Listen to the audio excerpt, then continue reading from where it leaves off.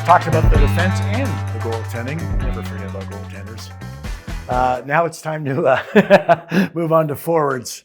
And just a short list again. It's amazing. Malte, of course, maybe the face of the franchise for such a long period of time, I believe 11 years. Brown, so good. Krog, Hadar, Sterling, Podorowski, Nason, Tynan, Agostino, Carr, Barbashev, Al Secord, you brought up. Wow. I mean, that's only a sprinkling. Isn't he a great player? But, geez, it's just the caliber of players and the human beings, too. I mean, really good people. We can go through so many forwards, and you talk about all these guys and, scoring races, MVPs. Year after year, we had somebody that was always up there in the scoring, either winning it or very close to winning it.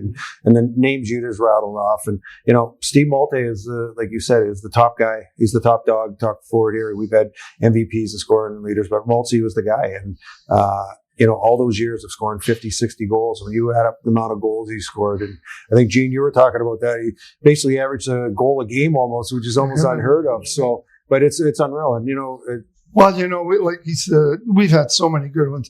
I'd love if you guys could do a hot reel on Hadar. When this little guy, I saw him pivot, turn, spin around, make passes and make plays.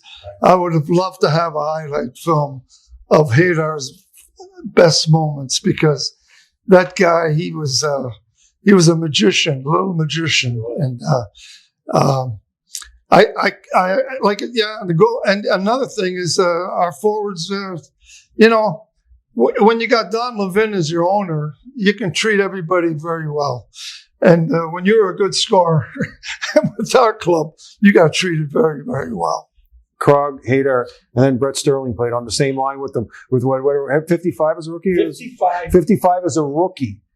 I think in the American Hockey right now, the last 50 goal scorer was Alex Giroux in 2006. Right. That tells you how hard it is to score 50 goals. Stefan Nason was the closest at 48. He was the first guy to score over 40, I think, in the last 10 or 15 years or something.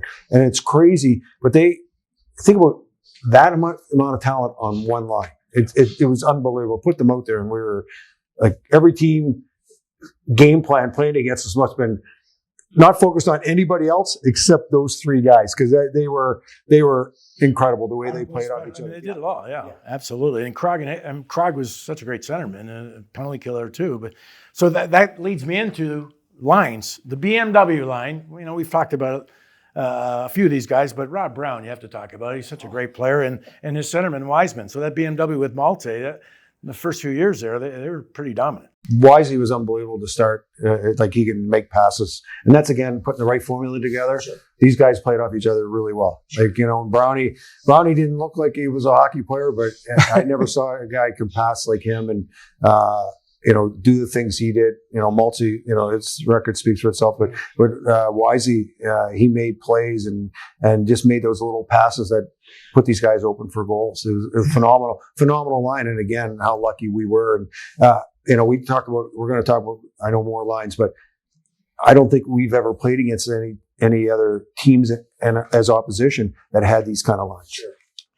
Well, that Krog line we've talked about, but Jason Krog also was the MVP of not only the league, but the playoffs too. He did it all that year.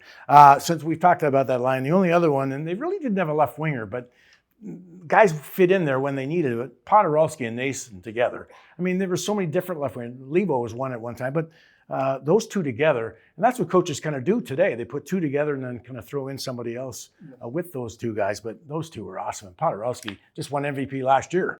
Those guys, the skill level of those two guys, and their other line mate was always a skilled guy that can put the puck in. Yeah. And it wasn't by coincidence every time someone went on their line, they got better and scored many more points and goals and everything. And but it was again how do you defend against that amount of skill? You can put whoever you want, your best defensive player, it is so hard. Their skill level is so high, it's hard to defend against. And again, we've been so fortunate as management, as coaches, as fans, of having that kind of quality on the Chicago Wolves. Yeah, those players see the game at a different level, no doubt about it. We'll be back with more Wolves hockey after this.